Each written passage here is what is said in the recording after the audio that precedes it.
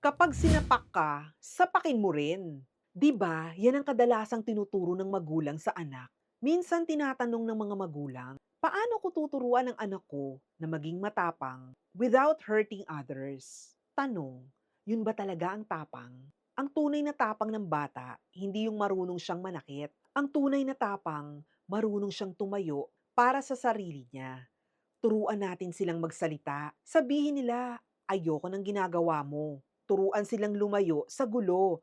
Pero hindi sila papayag na apihin. Kasi ang goal natin bilang magulang, hindi lang matapang na bata, kundi mabuting tao.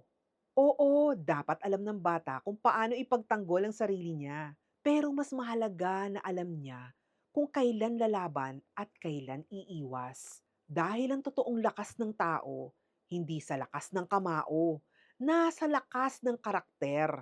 Oy, real talk lang ha. Kung tinamaan ka, may katotohanan. I-comment mo na dyan ang opinion mo at i-share mo na rin kung nakarelate ka. Kung meron kang gustong topic para ma-discuss dito sa Real Talk, i-type mo na dyan. Maraming salamat.